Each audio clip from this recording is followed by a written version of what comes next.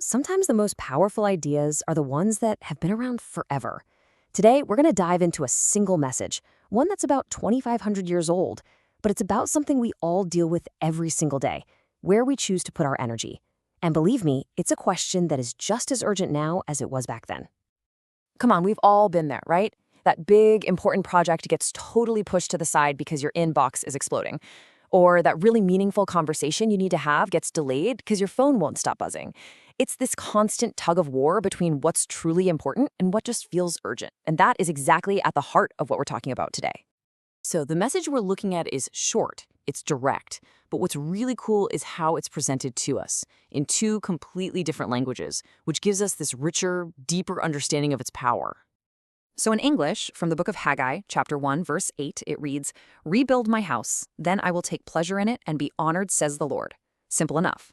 But then you look over here to the right, and you see that same powerful idea captured in the beautiful script of Tamil. It's just an amazing reminder that a core truth can echo across totally different cultures and languages. Okay, those words are powerful, all on their own, for sure. But to really, really get the weight of them, we have to kind of jump in a time machine. We have to understand the exact moment they were first spoken, because the words themselves, that's only half the story. Yeah, you gotta get this. This wasn't some philosophical quote from an old book. This was an urgent message, like an emergency broadcast, delivered to a specific community that was facing this massive crisis of identity and purpose. All right, let's set the scene. Back in 586 BCE, the unthinkable happens. The temple in Jerusalem, the absolute center of their world, is destroyed, and the people are dragged off into exile. Decades go by. Then, around 538 BCE, they're finally allowed to return home. But fast forward to about 520 BCE, that's nearly 20 years after they got back, and something is still deeply, deeply wrong. And this right here? This is the core of the problem. They were home, but the city was still a wreck.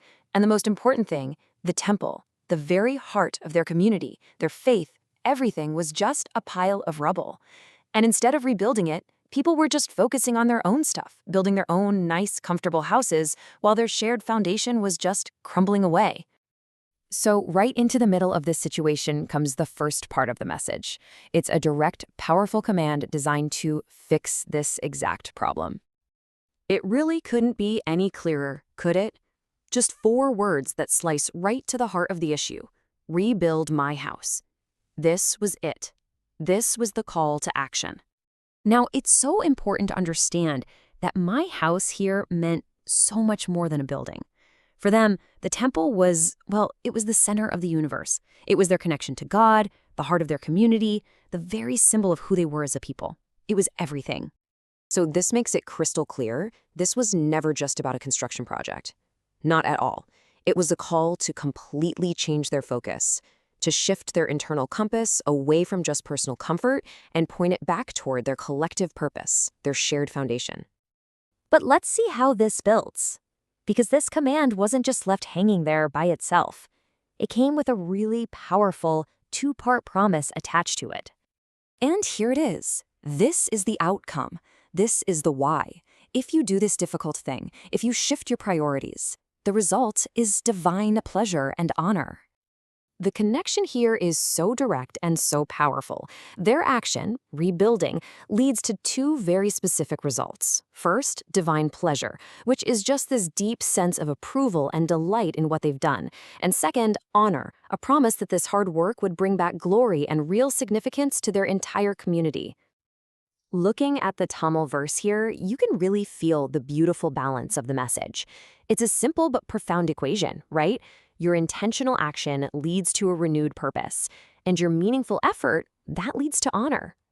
So a 2,500-year-old message about rebuilding a temple? Why on earth does that matter to us today?